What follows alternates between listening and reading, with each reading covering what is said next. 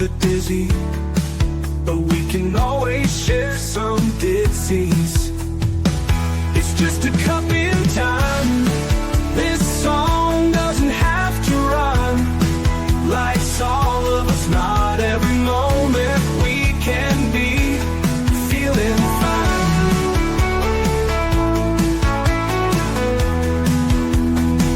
I wanna share a moment, just a second if you will, maybe even a cup of thrill.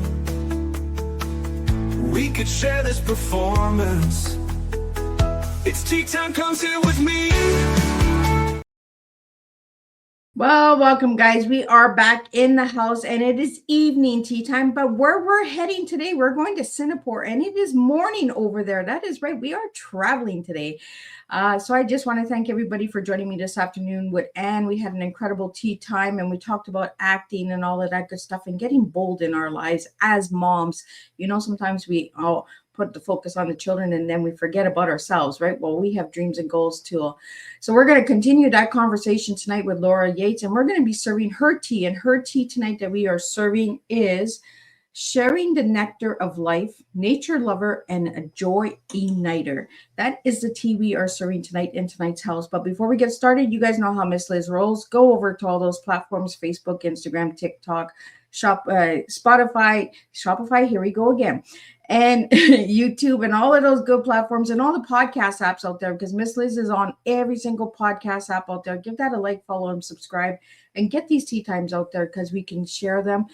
They do make a difference for the guests and for anybody that resonates with the topic. So let's get started with disclaimer and then a beautiful intro, and then we're going to get Laura in here and we're going to serve some tea with you guys this evening and this morning in Singapore. Disclaimer for Miss Liz's Tea Time live shows. Miss Liz's Tea Time is a global platform dedicating to sharing real life stories, diverse perspectives, and meaningful conversations that inspire awareness, healing, and connection. I'm Miss Liz is going live using StreamYard. Before leaving a comment during the live broadcast, please grant StreamYard permission to display your name at StreamYard.com. Please be advised that all the content brought forward during any Tea Time show is presented in good faith. However, discussions may include opinions, beliefs, and perspectives that do not necessarily represent the views of Miss Liz or the Tea Time platform. Information shared by guests is based on their own experiences and is perceived to be accurate at the given time of airing. All guests, viewers, and participants are responsible for using their own good judgment when considering any action or decision that may relate to these discussions. Some episodes may cover sensitive topics, including but not limited to trauma, abuse, grief, mental health, and other emotionally triggering subjects. Listeners' and viewers' discretion is strongly advised. Tea Time with Miss Liz is an open discussion forum designed to offer insight, inspire awareness, and create connection. It is not a substitute for professional, medical, legal, or therapeutical advice. If you require professional support, please seek assistance from qualified professionals or trusted resources in your area. If you have any questions regarding this disclaimer or the content of the discussion, you are welcome to contact me, aka Miss Liz, directly on my email at bookingmissliz@gmail.com or visit my link tree at Miss Liz's Tea Time. By choosing to participate in, comment on, or view these live shows, you acknowledge and accept this disclaimer. Your participation is entirely voluntary. I, Miss Liz, welcomes you to join the conversation with an open heart, and if at any time you feel this platform is not right for you, I respect your wishes and decision and welcome you back whenever you are ready. Tea Time with Miss Liz is serving truth and awareness one cup at a time. Well, welcome to Tea Time with Miss Liz, where we slow down, breathe deeper, and return to what is real. Today's guest brings us into the body, into the heart, and into the truth of what it means to come back to ourselves after life pulls us away. Please join me in welcoming Laura Yates, founder of the Hummingbird Life, facilitator, space holder, and guide for transformation through lived experience. Laura's journey began in a high-performance corporate world that on the outside looked successful, but on the inside felt disconnected. Through burnout, anxiety, and a deep unraveling, she chose a different path, one rooted in embodiment, nervous system healing, and community. From building global movements, experience like sober dance gatherings, to leading retreats and ceremonies around the world, Laura now creates space where people can reconnect with their bodies, release what they have been holding, and return to a sense of aliveness. Her work reminds us that healing is not something we think our way through. It is something we feel, move, and breathe our ways into. So grab your cup and settle in. Today's tea time is about coming home to yourself one breath at a time. Let me get Laura Yates in here and let's spill some tea. Welcome, Laura. Hi, Liz. Thank you. Thank you. Good evening, afternoon. Evening, afternoon, morning, wherever we are in the world, right? Well, Laura, let's start with who was Laura as a little girl and who is Laura now? Wow. Laura as a little girl actually is quite similar to the Laura now before societal influences. So barefoot, usually on the grass. I am a little farm girl. I grew up on an avocado farm in South Africa, in a rural area in South Africa. And I think part of that still lives in me today. I must say I have very supportive parents, but an alcoholic father, which did influence my sense of safety in childhood. But yeah, this tiny little place in South Africa South Africa itself has a very special place in my heart. So, but I've always been outdoors and always dancing and always dressing up, actually. That was definitely, I think half of the kids' photos of me are dressing up and dancing and definitely smothered by dogs. And you carried that on to who you are today, right? The dancing and playfulness. Yeah. So, Laura, if you could explain yourself in 3 words today, how would you describe yourself? Contrasting, joyful, and woo-woo. Woo-woo. Yeah. I like that.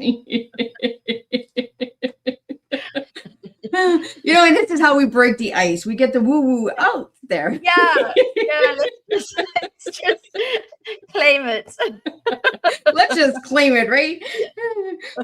Yeah, let's dance to the beat of the music. Laura, I want to get into your tea before we get a couple of people that are coming in with questions. The tea that you shared with me tonight is Sharing the Nectar of Life, Nature Lover and Joy Igniter. Tell me why you gave me that as your tea.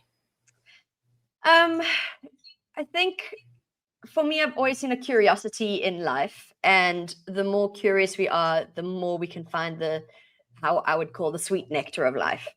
And it's in the little things, not in the big things, not in the I'll be happy when, all of these, when I tick all these boxes, but actually in the tiny little things, which is why I actually have the Hummingbird Life as my business name and my profile. It's because the hummingbird does fly from flower to flower and then shares the sweet nectar of life with people. And part of that really is around, like, what is the sweet nectar for us and how do we find our own inner joy spark? Because joy is something that's different for each and every one of us. But it's about breaking down all those societal norms and all those beliefs. And can we come back to finding the beauty that is within ourselves? Because the beauty we see around us, the sweetness we see around us, especially in nature, the best way to connect to the sweetness is actually a mirror of what's inside us. And absolutely. Yeah. Laura, is your sound full blast on your end? Let me check. We just have like a little echoing going on. Yeah, I could hear that. Give me 1 second. At first, I thought it was a bunch of hummingbirds. Probably. It's now full blast. Is that better? Yes, that's better. Oh, we still have like a little echo. What's going on over there? We didn't have that before we went live. I wonder what's going on. No, we didn't. Let me quickly change something on my side. The dB, is that making any difference? No. It's still like a little whining sound.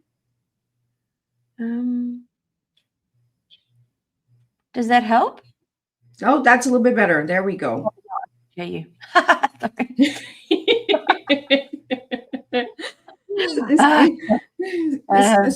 So, Laura, let's get into the Hummingbird Life. How'd you got the name? Oh, sorry, I missed the first part. You said how did I get the name of the Hummingbird Life? Yes. So actually I've always been a person that loves trying new things. And so as a child, it was, oh, let me learn piano for a year, and then let me do gymnastics for 2 years, and then let me learn something else and something else. And it was seen as something negative. It was, why can't you stick to one thing? And I used to, I still remember this quite clearly, is probably about 10 years ago now, a friend of mine, we were talking about ADHD and whether this is, maybe that's what I've got. This echo is quite crazy, isn't it? Yeah, it's kind of like a really bunch of birds tweeting over here. Is that making any difference? No. That does, and then it comes back. Mm. Oh, now I hear myself. Oh. I clicked on echo cancellation. I can hear me on your side. Oh no. Okay. Let's try that. Better? There we go. Okay. Oh, I can still hear myself. Oh no. Okay, let's try that. We're just having a couple issues tonight. Is that better? Can you hear me? I can. Okay, and I don't hear myself on. Okay, I think that's better. So yes, the hummingbird. A friend of mine, Pam, we were always talking about how we don't have this. Well, how different it is that I'm always interested in so many different things, and how it was seen as something negative, and why can't you stick to one thing? And so she sent me actually a podcast of Elizabeth Gilbert and Oprah Winfrey. And they were talking about jackhammers and hummingbirds. And Elizabeth Gilbert said that some people in the world will know that they know their purpose, they know what they want. And so, for example, like her, she's a writer, and she said, so she just goes for it. Oh, there's still an echo. Ooh. What I'm going to do, Laura, is I'm going to get you to sign out and sign back in, and see if that helps. Okay, perfect. Let's give that a bash. So Laura will be right back. We will continue the conversation, and I do see the questions that are coming in, so I will get those out to Laura as soon as she comes back. We just want to make sure that it's a good recording so that you guys enjoyed the live episode as well, because with the high-pitched whine, I'm sure it is driving some of you guys crazy like it was us. So tonight we are talking with Laura Yates, and she's coming in from Singapore, and she's talking about the Hummingbird Life and her journey and that as well. Some retreats that she has, some good stuff, all of that good stuff. If you check out her website at thehummingbbirdlife.com, you can check out and see what she has coming up. Tonight, we're also going to be talking about what she offers for services. We've already spoken about her tea a little bit. So her tea tonight is Sharing the Nectar of Life, Nature Lover, and Joy Uniter. That is the tea that we are serving tonight in the house. For all you guys that are tuning in for the first time, if you haven't followed Miss Liz's YouTube channel, give that a good quick subscribe and give that a follow. Pass these tea times out, because they do make a difference for the guest and for people that are listening for these conversations, because each conversation brings a different type of tea.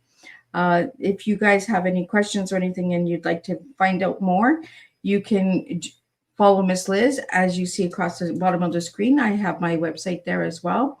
And we're just going to pop Laura back in here, and we're going to continue where we left off.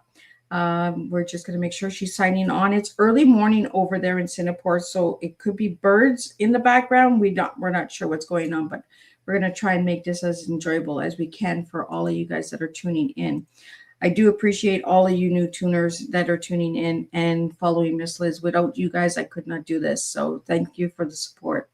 And thank you for the comments, because they do help. I will pop up those questions as soon as Laura gets back in here, and we will continue with this tea. Some of the retreats that we're going to be talking about tonight are going to be in Sri Lanka, Glastonbury, and South Africa. So we're going to be talking about those as well. Let me get Laura in here. Laura, is that better for you? Much better. Is that better for you? That is really good for me now. Okay, sorry about that. Sometimes we have technical issues, and I just try to get you guys in and out and back in so we can have a good conversation. So while you were gone, we had a couple of questions that came in for you, Laura, so we'll get those out to you. I'm just going to pop up this first one, and it said, how did Laura first realize she was experiencing burnout? So I was in a corporate role. I was in an investment bank. I'm actually a chartered accountant by profession. And the first really was my physical body. I actually lost a lot of weight, which was a bonus, but not a cool way. But the big thing was my anxiety level increased significantly and my behavior changed at work. I just actually could not function anymore. The more I slept, I thought I was tired, so I slept. I woke up tired. My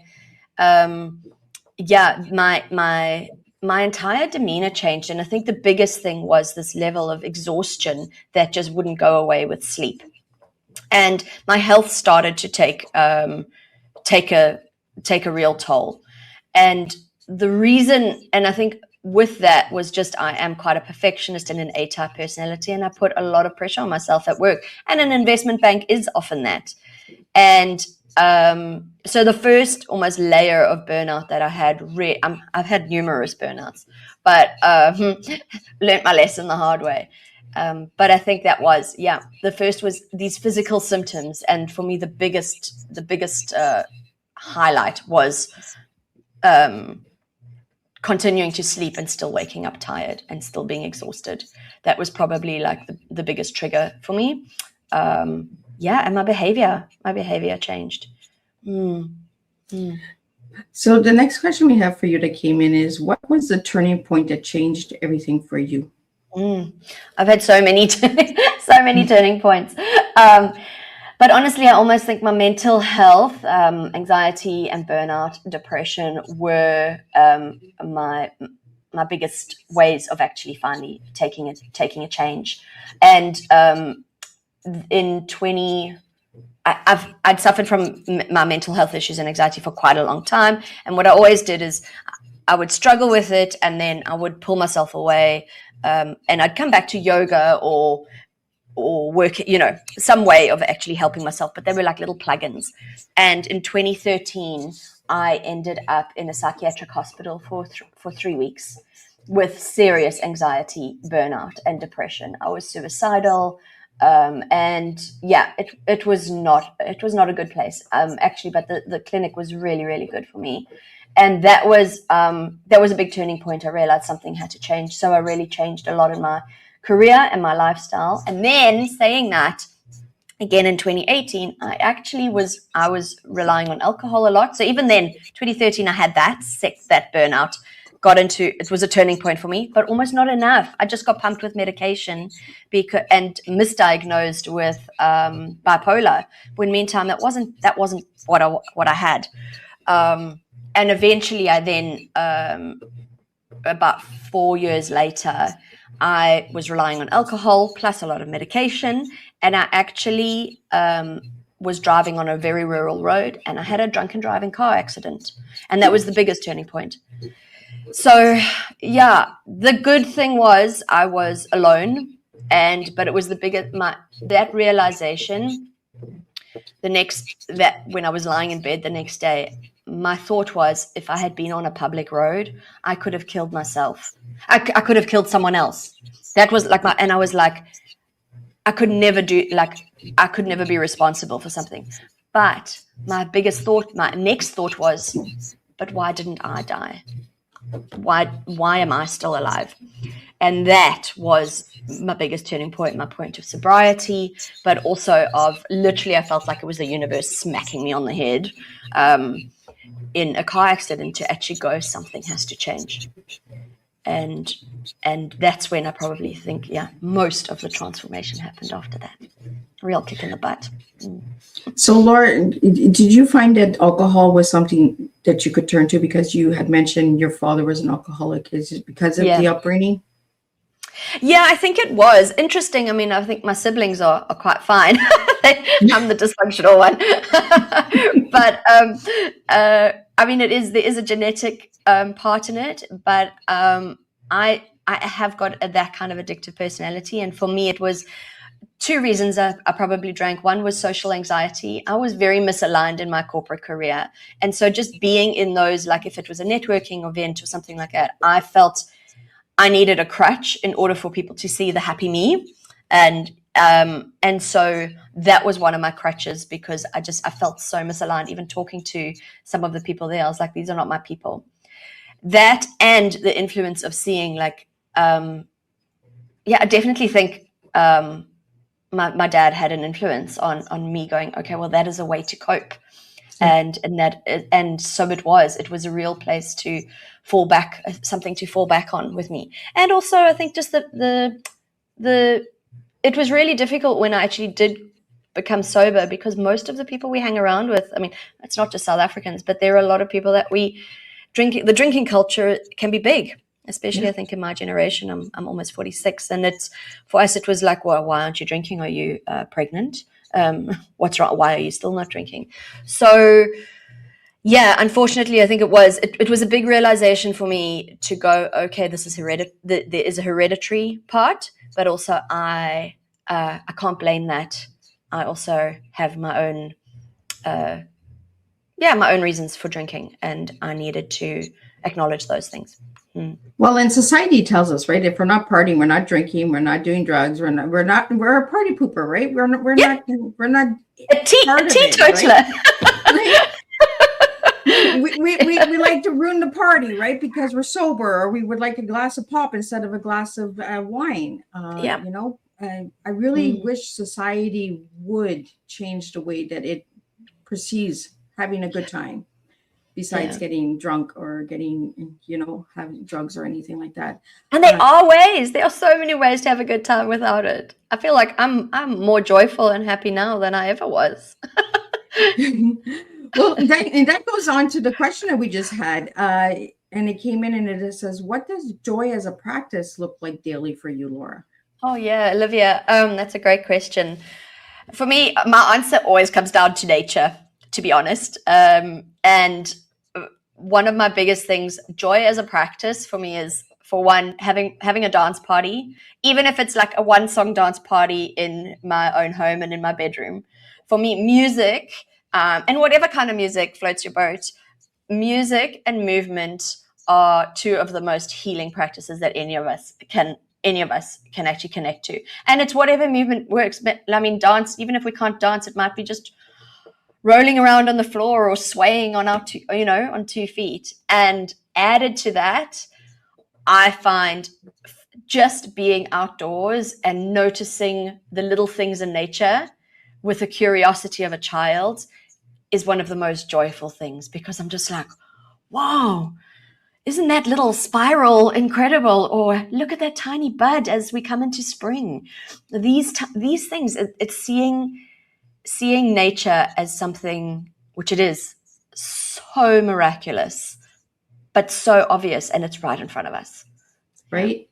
It's the simple things, right? It's right in front of us, but we just don't pay attention. We close our eyes to it, right? Yeah. And it's not, and I think, sorry, one more thing is just that it's not even, I think we're always looking for joy outside of ourselves. And that's it. No one else can give it to us. No one else. I think maybe the only external thing is nature, but actually nature, we are nature.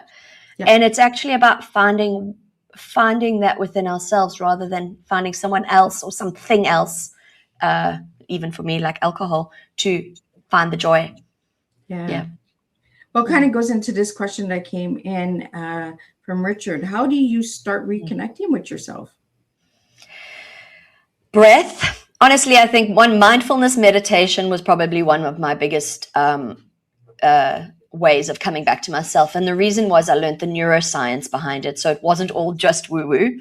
It was actually like, oh, there's scientific proof around this. And so for me, I really think it is about giving yourself time and space. And that might mean whether it is a meditation or even just going to sit under a tree. And the hardest thing is, the moment we give ourselves time and space, we then have to sit with our feelings.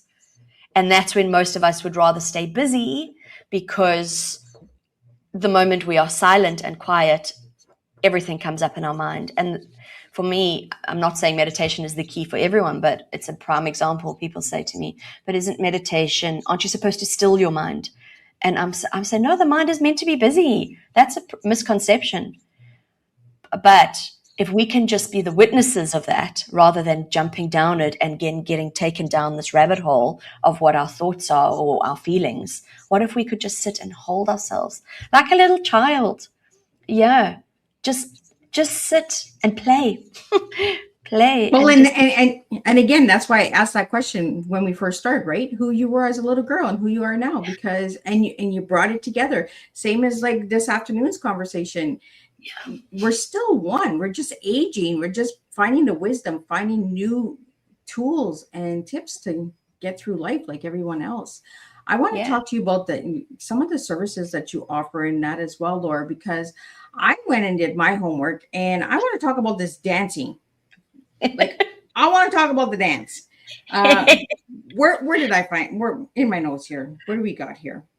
Oh, the deep dance journey. What is that about? Oh, it's so much fun. So actually, I can't take all the credit for this. I have two amazing friends in South Africa who created something called Secret Sunrise. And the idea was, so definitely please look them up. And they were one of the primary ways of me finding myself back to music and movement. And what we did was we used wireless headsets, and we would dance sober at sunrise and out in nature. Because we're using wireless headsets, we could be anywhere in the, outdoors. And from that, so I actually started something called Secret Sunrise. I brought it over to Singapore, and the deep dance journeys are a culmination of what I learned from them, but also my 20 years of facilitation and dance in my own way. And the idea is simple, is we are made to move. We are made to be in nature, and music is one of the best medicines that we can have. And so I use wireless headsets, and the main reason is because I do it outdoors, and that just in itself is healing. We can do it in the trees, and whether it's sunrise, sunset, middle of the day, at night under the full moon. And these deep dance journeys is essentially, I curate a playlist and I facilitate. So I take people on this beautiful journey, and we actually start by sitting quietly or lying down on the lawn, looking up at the stars if it's at night, and really just connecting then back to our breath and to ourselves. And I usually take people through an imaginative journey. And as we go through, can we bring this imagination of, you're walking through a forest, and we start bringing in the curiosity and imagination of a child into our own physical movements. And the way I facilitate then is to bring those two together, that we start actually physically moving our bodies as we go through this journey. And also part of, if you think of the journey of life, we're always going to have some ups and downs. So in this dance journey, there will be music available for us to have some sacred rage and scream and shout. The wonderful thing is you've got headsets on and you can sing out loud, and no one else around you is hearing you. And so there's that idea of let's give space for our feelings to be felt. And if we want to cry, let's cry. And the music and the movement and being in nature helps to bring that up. It helps to just that's where the healing comes. And then eventually we come down into, once we can release what's holding us like this, that's when we find the joy and the beauty. And once we let go of those emotions and actually let them flow, we can come back to our own hearts. And that's actually what the entire deep journey is about. And then we come back to a place of stillness, but in a very different way from the way we started. And that's a really, just naturally, we automatically come back to a place of deep gratitude for ourselves and just being in nature. So powerful, music, movement, and nature, I think 3 of the most powerful medicines in the world. Absolutely. And when I seen that, I was just like, and then you're explaining in the sunrise, like that's a beautiful way to start your day, right? Get a good little wiggle in there and the movement, and then close your eyes, feel the music. even Yeah. before you have a cup of coffee, like just get out and dance. Exactly. And you know what the thing is with sunrises is they're such a liminal space. And there really is this magic in that pause between dark and light. So even it's so symbolic of as we're moving from dark to light and embracing both our shadow and our light side. So there's so much symbolism in the sunrise and the sunset. But as an early bird, I feel like because also we haven't had the day to get the thoughts in and the chaos. We're waking up and we can step into ourselves, and we're still a little bit in that alpha. I never know the brainwaves. Alpha or the REM, or they call it the REM. REM. So we're still a little bit in that, and we ease into it slowly. One of those. Yeah. Well, we have some more questions coming in the studio. I just want to get those out to you. What inspired the Hummingbird Life concept? So actually, before we were having the tech, birds were coming in, and the noise coming in. So the hummingbird basically came when a friend of mine sent me this podcast, and Elizabeth Gilbert was like, "There are jackhammers in the world, and there are hummingbirds." And she said that jackhammers are like, "I know my purpose." So she said, "I'm a writer. Blah, blah, blah, blah, blah. I will focus on being a writer for my entire life." And then she said, and then she realized there are hummingbirds. There are people that don't stick to one thing, and they fly like a hummingbird from flower to flower, sharing the sweet nectar of life. And for me, it was permission. I went, called my friend up. I'm like, "I'm a hummingbird. There's nothing wrong with me." It's the hummingbird. I was like, oh. And then I delved deeper. So for me, it was just, I have permission to be me. I have permission to try new things and not feel guilty about it or feel like there's something wrong with jumping from one thing to another. And it's purely because I'm excited to live on this life, in this earth. And there are so many things to try. Why would we stick to one thing when there's so many things to try in the world? And that then evolved into, I started looking more into, and ironically, it was at the same time I just got back from Costa Rica and had experienced hummingbirds for the first time in my life, because we don't have them in South Africa or in Singapore. And so I then delved deeper into like the spirit animal of the hummingbird. And there were these little things like the hummingbird is tiny. And so am I. And that's always been something that I've seen as something that goes against me. "Oh, Laura, you're so little. Dynamite comes in small packages." All of these words that, and boom, here she comes. Exactly. And then I was like, this tiny little hummingbird, do you know how fierce and resilient they are? And I was like, damn, this is amazing. The hummingbird, and layers. She flies from the north to the south of America and trusts in nature to sustain her. And she has this deep, deep trust in nature and the trust in herself, these tiny little wings. And she's fierce. She's fierce, but beautiful, and shares the sweet, sweet nectar of life. And I was just, so many layers so the Hummingbird Life, it actually started as the dance of the hummingbird. And which just meant a lot for me, and it started as a blog, and in my travels, in my spiritual travels, particularly to India and some other places, I would just write down my thoughts and feelings. And the blog is still called The Dance of the Hummingbird. I don't write so much anymore, to be honest, but for me, the hummingbird just encapsulates everything. Permission to be me in all aspects. Yeah. We're going to look at hummingbirds differently after tonight's tea time. Yes, especially when you're love that hummingbird gave permission to be yourself, Yeah. And they come in so many different colors and flows, and they change when they move, like the movement and the body. And I can see how that could be like a dance, the bird dancing. Yeah. And there's even this idea of stillness and motion. They sit there and they do this, but they can be so still. And so with the chaos of the world around us, can we find our own stillness? They can teach us so much. Absolutely. Yeah. And it kind of goes into the question that just came in from Rochelle. How do you stay consistent with mindfulness practices? Oh, I'll be honest with you, it's a struggle for me. So even as someone who teaches it, I'm like, whoa, I really need to practice what I preach more. It is tricky because life gets away with us. But one of my meditation teachers always said, if you don't have time for meditation, it means you need more than 10 minutes. But if you have time, you only need 5 minutes. And this is true. Honestly, it's really is about, I put some time in my diary every day. And one thing my husband and I actually do is in the morning when we're having our cup of tea, we use an app called Insight Timer. And actually, some of my recordings are on there. Yeah, it's a free app. There is a premium version, but it's got so many mindfulness practices.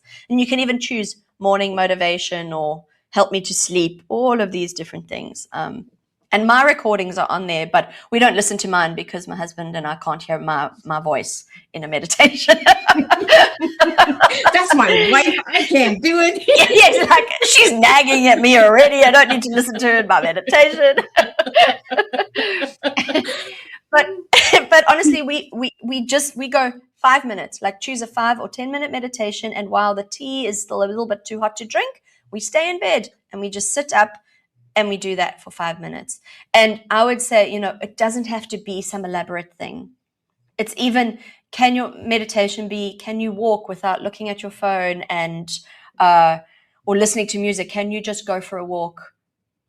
That's already a mindfulness practice. Mindfulness practices really are just about being present in that moment and seeing things without judgment. So I would say, if it's a little thing that you can do by taking a 5-minute break and going to sit under a tree. But how I stay consistent, honestly, it's a discipline. I have changed the word from discipline to devotion. And it's about because discipline for me then makes me want to be rebellious and go against it. Whereas devotion, and I'm like, devotion only to myself. I'm like, can I devote 5 minutes to myself today? And it's part of my self-care and just being kind to myself. I know I'm a better person if I'm practicing mindfulness. So it's being kind to myself. And in return, I'm going to be a nicer person to everyone else that I meet in the world. Yeah. But it's changing it. Yeah. And it kind of goes into the next question that came in from Ariel. How do you balance work and inner peace?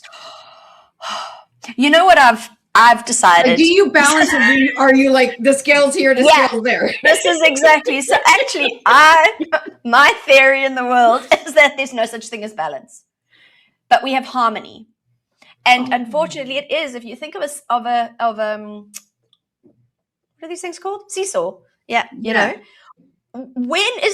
if you and someone else are sitting on the seesaw even on its own will never just stay like this. It's always like this, right? And that is life. So can we go about just being more compassionate with ourselves and actually seeing that life, like the waves, that we have our ebbs and flows.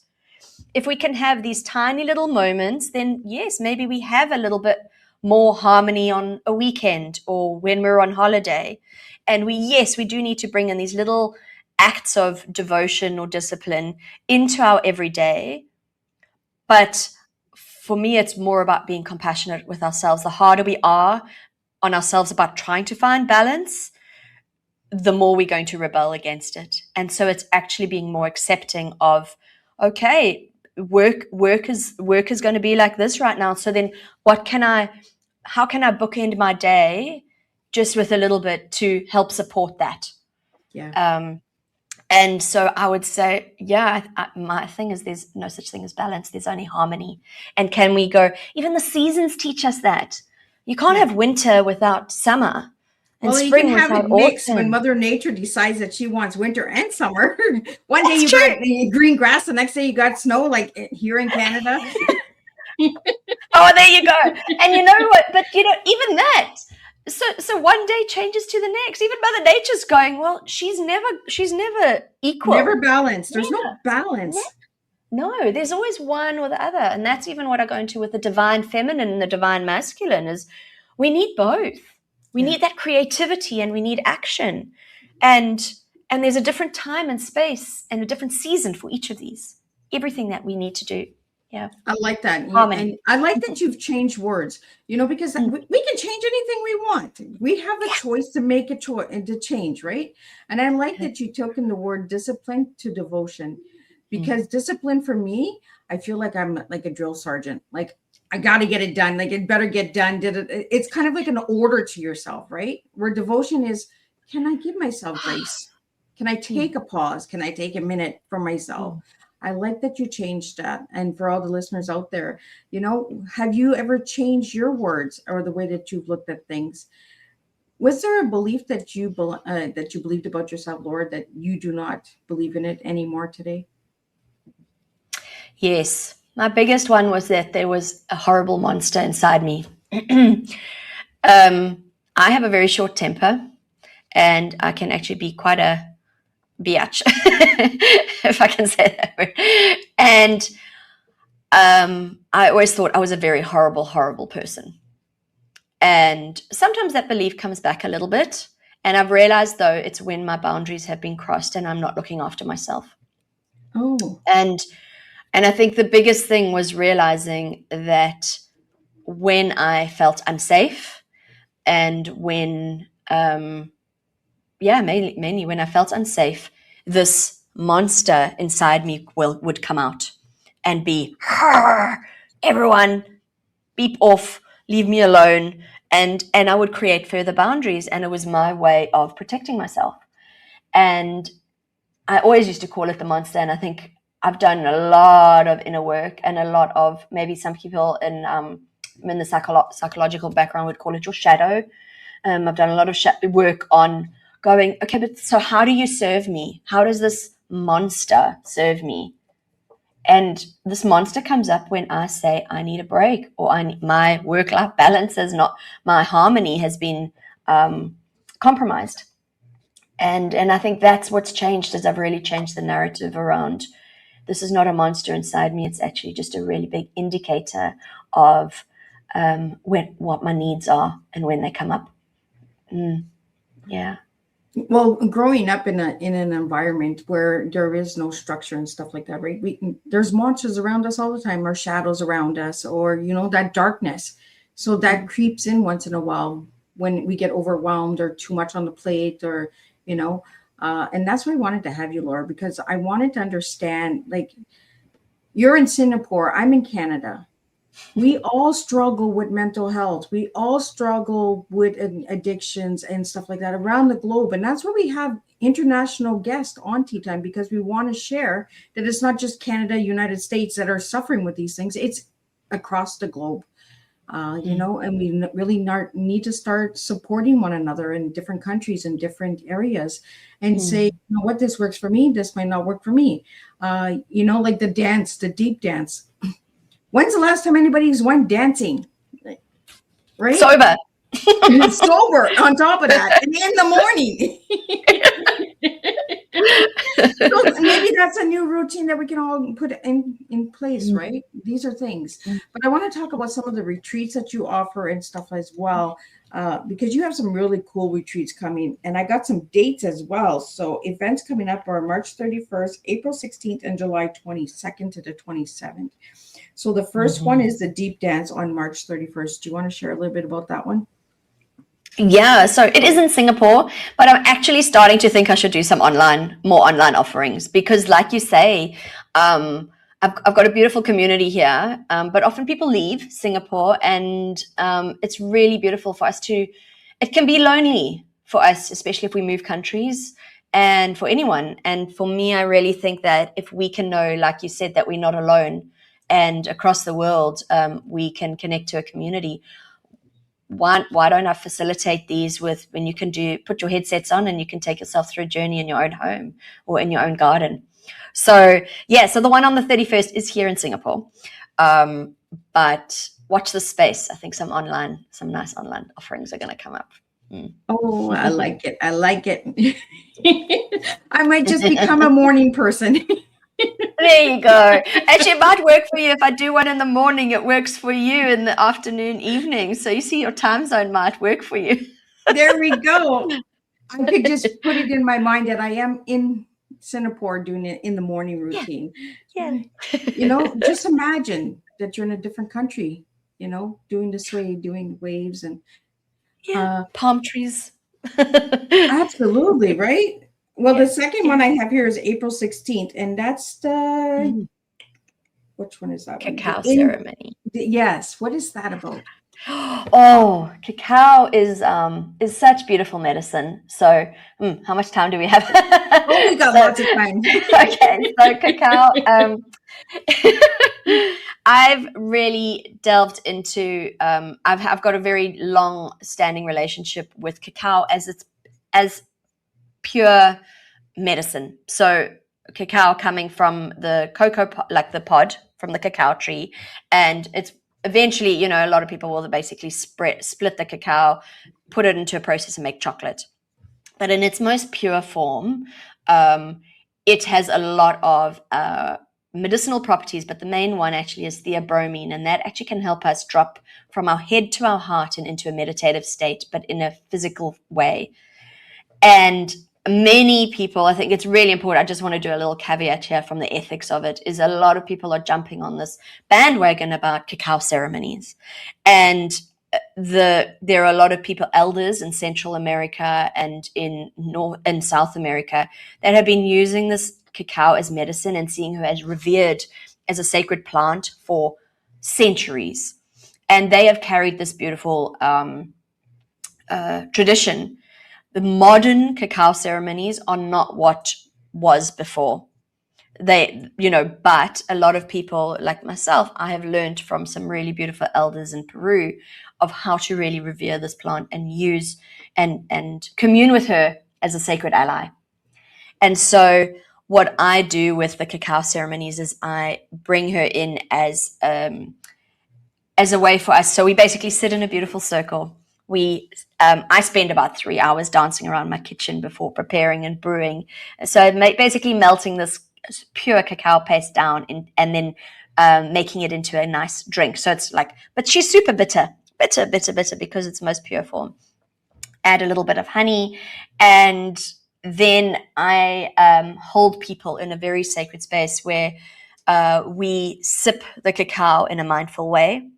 And again, I bring in, because music and movement is my medicine, I bring in music and guidance for people to just start bringing in their intentions, feeling their bodies, and starting to connect to their bodies as the cacao starts moving through them. And the fascinating thing about cacao, it can take us to, it's not hallucinogenic, which is why I can use it in Singapore, but it can actually, with the combination of music and movement, it can take us to almost a different state. And what I mean by that is, once we start moving and cacao moves through us, we can get into a meditative state a lot quicker. And it's phenomenal. I could honestly go on forever about cacao. She's taught me so much over the years, and actually cacao was one of the things that helped me with my sobriety, because it was a way of me connecting back to earth, back to nature, and finding something that actually was beautiful, but that could help me too at the same time. And so these cacao ceremonies, I then help people go through a bit of movement, and then we go through a meditative journey.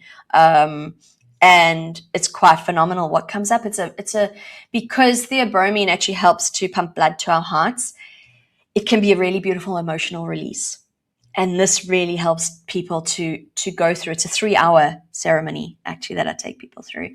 But it's exceptionally healing. And I don't even know how to. For me, I always say, people are like, what is a cacao ceremony? I'm like, you have to come try one to know what it is. But there are so many in the world, and I just want to say that as a caveat. There are so many, and some are doing it beautifully, some are jumping on the wellness fad of it. So I always say to people, anyone listening, just trust your gut and trust your intuition of if you see cacao ceremonies happening. Maybe also just look at where the people are getting the cacao from, what variety it is. These are really important things. Is it sustainably sourced? Do they know about it? And what lineage have they actually been taught by people that have given them permission to use cacao in ceremony? Yeah, and the reason that I wanted to get that information out there is because there was a lot of misinformation about these ceremonies, and go, and that's why in the disclaimer, go to people that are actually trained in these events and stuff. 100%. And the Absolutely. next one you have coming up is in July. It's a retreat from the 22nd to the 27th. Do you want to tell us about that one? Yes, I'm so excited about that one. So it's in Glastonbury in the UK, and most people think Glastonbury like, oh, the festival, you know, the famous Glastonbury music festival. But there's so much more to Glastonbury than that. So Glastonbury town lies on ley lines, which are, you know, energetic. I don't know if I should need to explain ley lines, but basically they're the energetic lines that cross the world. Some people call them dragon lines, song lines. It depends on what culture you're in. And this crossing is it is said that the heart chakra of the world, of the earth, is in Glastonbury. So these ley lines are seen as quite a powerful vortex. And Glastonbury itself actually stems back to a place of pilgrimage all the way back to through Christian times, for pagans, for Moors, for a number of different spiritual seekers. And so it's steeped in history and layers. It's got a beautiful abbey ruins. It's there's actually the holy thorn, which is said to have come from Jesus' crown, I think, grows there. And all these, so it's almost this beautiful harmony of religions and spiritual seekers. And within this place, there are these sacred wells.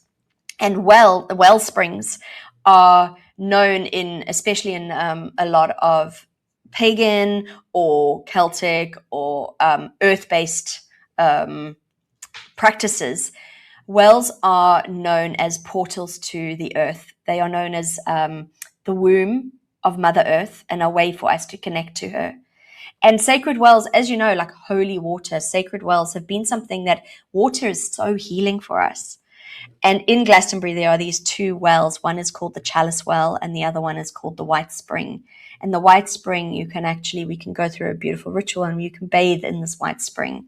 It's magnificent. And for me, I go on pilgrimage there probably every 2 years to Glastonbury on my own. And I've had some profound experiences there, very otherworldly. And just, it's been incredible to see how the breadcrumbs of synchronicity have come into my life whenever I've been there. Also, you walk down the street and it feels like you're in Harry Potter. It's like Diagon Alley. That's what I asked you before we went live, right? I was just like, is that a Harry Potter kind of land? Honestly, there's a crystal shop, there's an incense shop, there's it honestly, and there's someone walking down there in a wizard costume. It's a place where everyone has permission to be themselves. And that's what I think is so beautiful. Buskers on the street, and it's a really magical place, but very steeped in sacred sites and powerful portals. And this is what my plan is I'm excited because I've gone there in pilgrimage so many times. I want to share it with the world. And so I'm taking people on a 5-night, 6-day retreat, and then bookending it. There might be, like, if anyone wants to go to Avebury or Stonehenge, some of the other sacred sites nearby, I can give advice on how to do that. So yeah, so think about, like, and again, we're actually staying in a place for 3 of the nights that has their own stone circle. So we're going to put the headsets on and dance in the stone circle around a fire and bring back the witches, bring back the power of the woo-woo in nature. Yeah.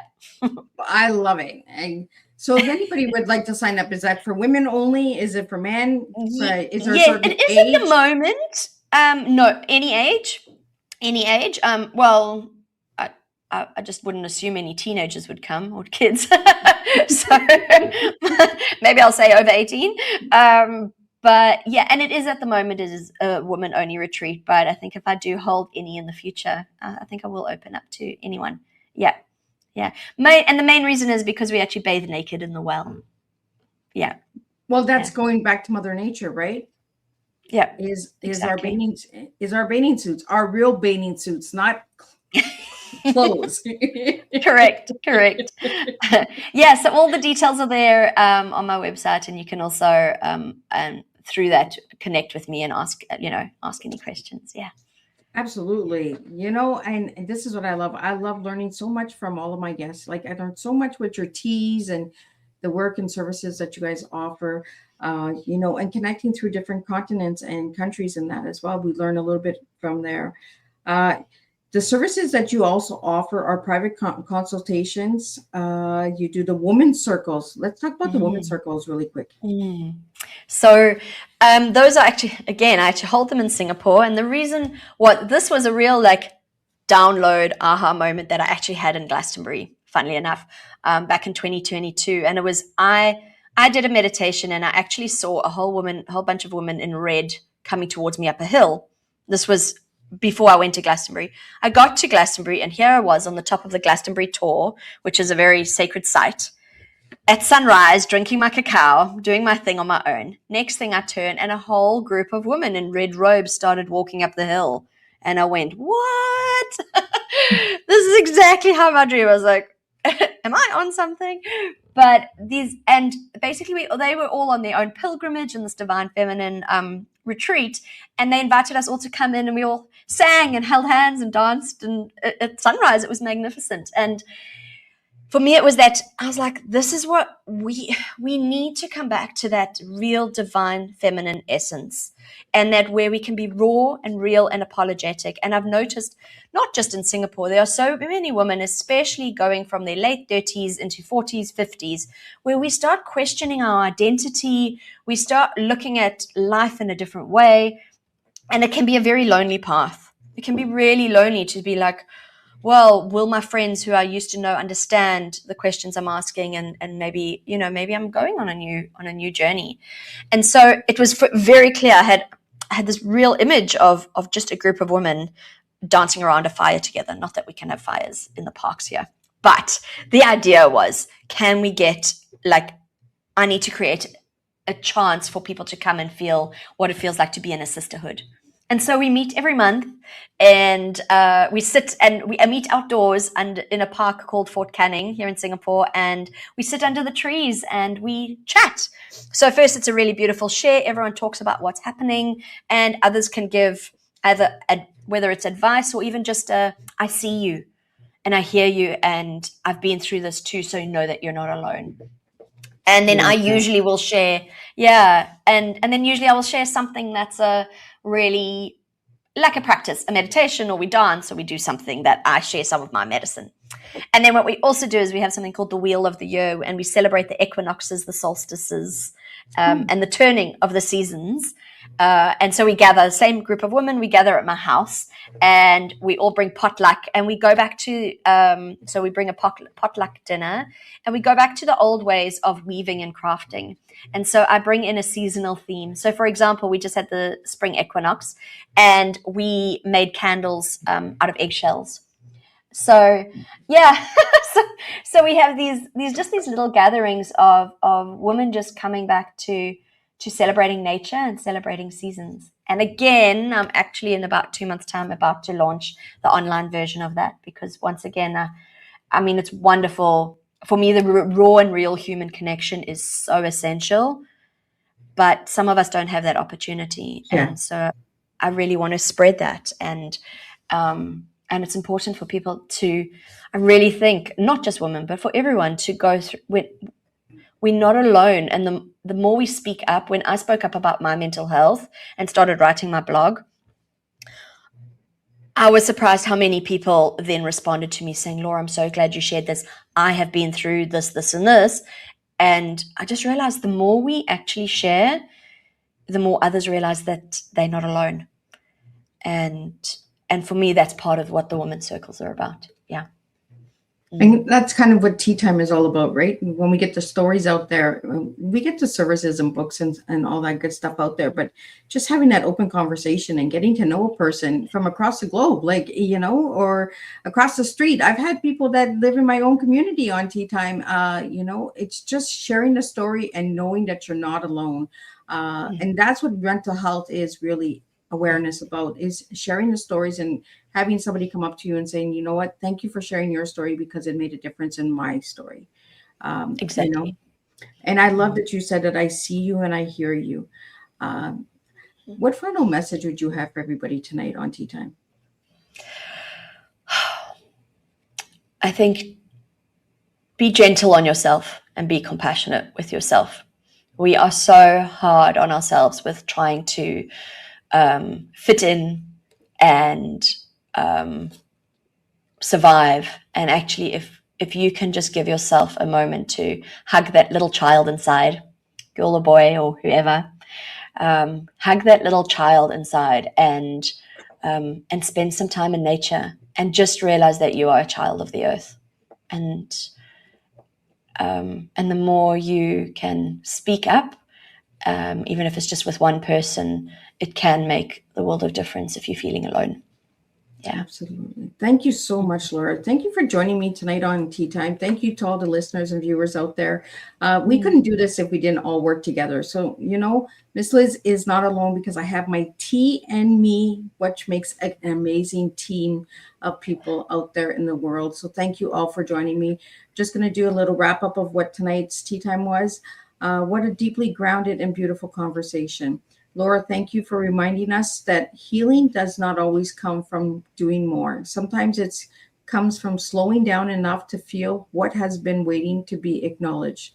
Tonight, we were reminded that the body holds wisdom, that connection begins within, and that true transformation happens when we allow ourselves to be present, not perfect. Your work shows up. It shows us that the aliveness is not something we chase. It is something we return to.